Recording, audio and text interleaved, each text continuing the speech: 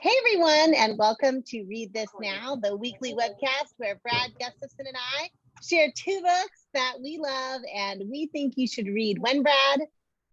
Literally right now. Literally. That's how right. imperative. That's our litmus test for these books. The book I'm going to share, Jen, by the way, hi, how are you?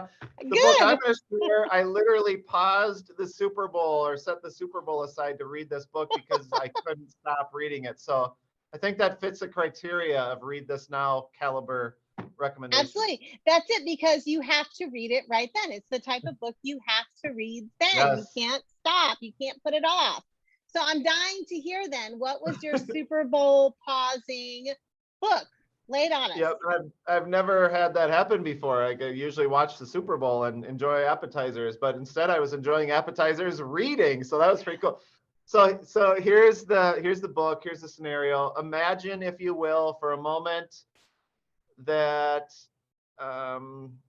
there's a different world. So sci-fi, yes, and there's one final human being who has an important skill set. Like, they're the last person. They'd be pretty important, right? Like, that's a big deal.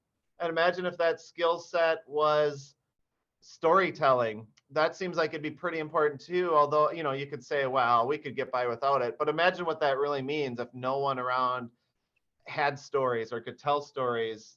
Like, that'd be a really big cultural deal. So the book, the Newbery Winner that I read, thanks to you and other people who recommended it, I've been practicing this pronunciation. I hope I get it right. The Last Cuentista.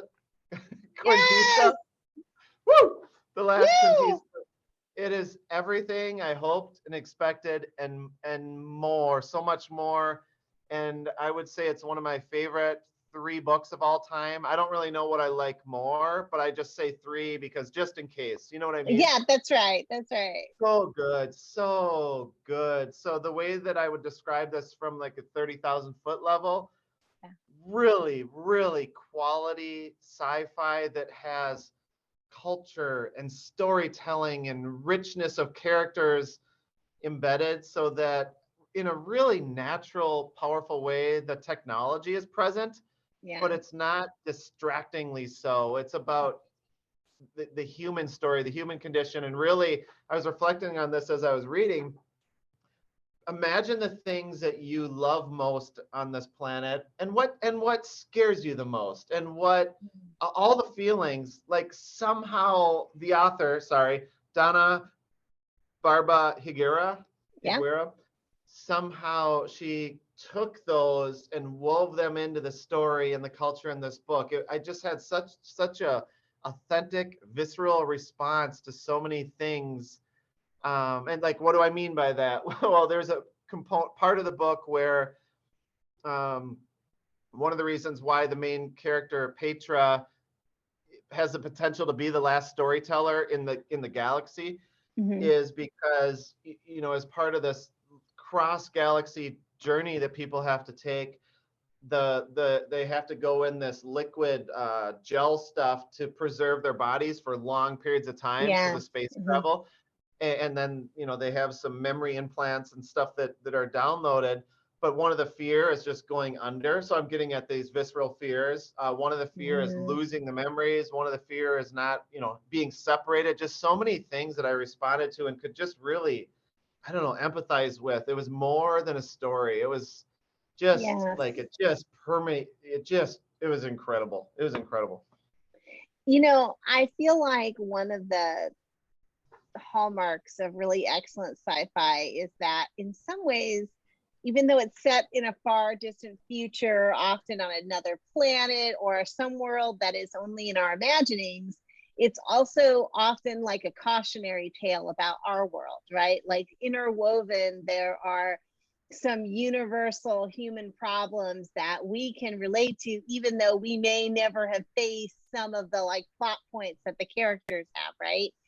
And one of the things I keep thinking about in relationship to that book is how there are some people who don't want the stories told because they feel like they cause discomfort, they divide, they make us feel things about, like, we think critically about ourselves because the stories teach lessons that can be uncomfortable. And I think about that in today's world and how we're grappling with that right now. And even for the readers of the young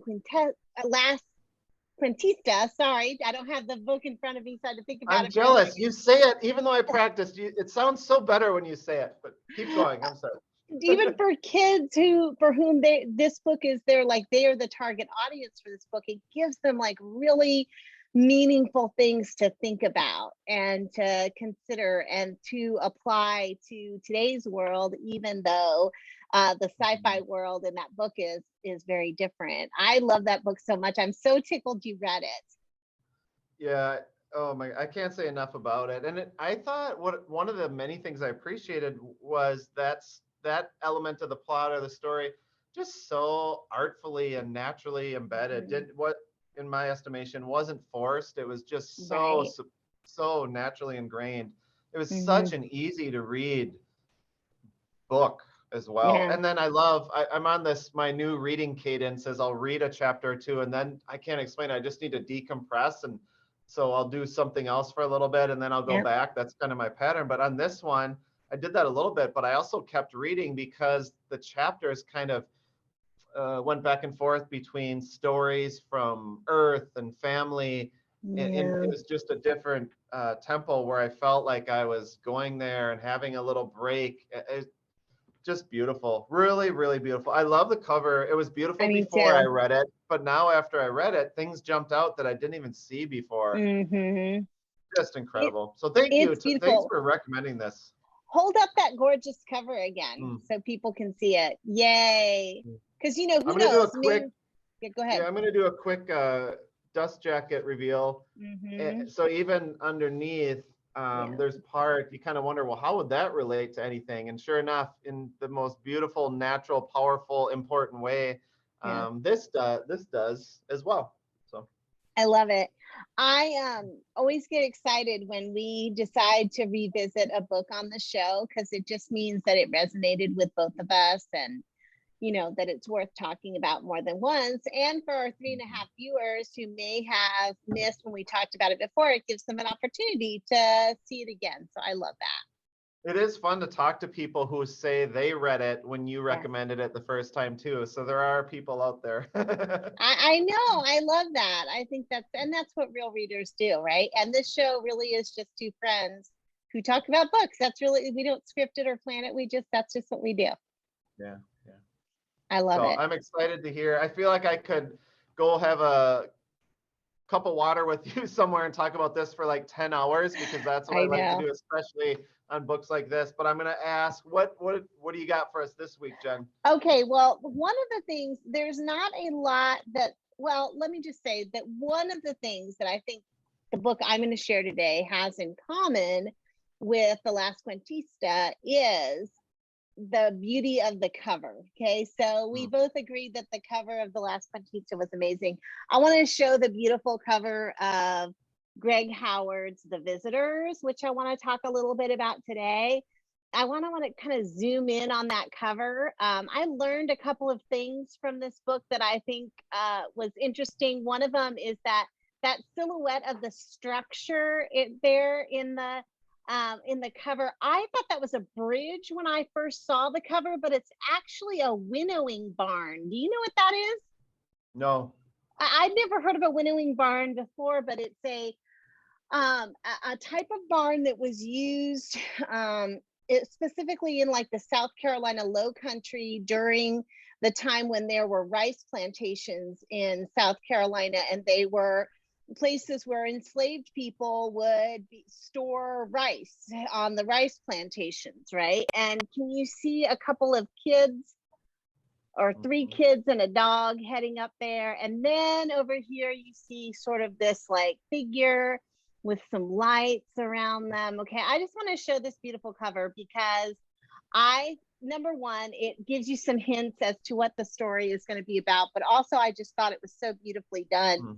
The Visitors is kind of a story, like it's a book that captures many stories at once. In some ways, it's kind of the story of this young boy named Will Perkins, who on April 10th, I believe that's the right date if I remember it, April 10th, 1971, gets on his bicycle and is never heard from again. Nobody ever sees him again. He's 12 years old, he disappears. In some ways, the book is about him. In other ways, it's about these three friends who live in modern times who want to win a school prize for media. And so they go get on their bikes themselves and they travel to the place where Will Perkins was last seen so that they can create a podcast called Finding Will. They believe that if they can figure out what really happened to Will Perkins, that they can win this prize in their school, which is important to them. They want to win this school-wide competition. So they get on their bikes, they head to this place called Hollow Pines Plantation, which is the spot where Will was last seen, and they begin to record their podcast. But in, I think, the most important ways, this is really the story of the narrator, who tells both those stories, both the one from 1971 and the one from present day, because he is a ghost who is trapped at Hollow Pines Plantation and has seen all of these events unfold. And when our three podcasters show up at the plantation, he's kind of delighted because our narrator is about their same age, and while we don't know his name, as he watches the podcasters reveal what they're there for and start to explore the remains of the plantation, we learn that our narrator was somehow involved in Will Perkins' death, but that he can't remember exactly what happens. So as these stories from 1971 and present day start to intertwine, we have questions that the narrator has, like what happened to Will? How was he, the narrator, involved? And what's going to happen to the visitors, which is what how our narrator refers to our three friends on the cover. What's going to happen to them when the other ghosts of Hollow Pines Plantation figure out that they're there, and some of them aren't real friendly or excited to have visitors there. So it's like this ghost story, but it also deals beautifully and sensitively with issues of identity as we figure out who Will was in 1971 and how his identity might not have been accepted during that time. And we find out about our podcasters, one of whom is trans, and how their identity isn't even accepted fully in the present day by not just their friends, but some even of their family members, and about our narrator who struggles to understand all of those issues from all of those times and how they relate to him. It's a mystery, but it's also a really gorgeous tale about acceptance and love and believing that you are perfect and okay exactly as you are. It's called The Visitors, and it's by Greg Howard. And I can say without a doubt that I think you should read it right now. Captivating book talk, Jen. I love covers that invite me in like that, especially when they're really artistically well done. That's one of those covers. That's cool. And I loved it because I talked about the winnowing barn because I didn't know what that was. And then as I was reading, I was like, I want to know what a winnowing barn is. So I looked it up, and then I realized that's what was on the cover. So it's like fun to have the cover mean different things to you as you go along your reading. So I always love that too. So our 3.5 viewers and anybody else who might want to join the fun, if they would like to check out our archive where we record all of the books that we have shared on this show over the last, can you believe it, almost 4 years, where can they go, Brad? Well, I'll tell you where I go sometimes to refer back to what you're reading so that I can read it too. It's bit.ly/read_this_now. Yay, it's a great resource, but it's not as wonderful as the time I have every week spending with all of you. Thank you so much for joining us, and we'll see you next week. Happy reading, everyone.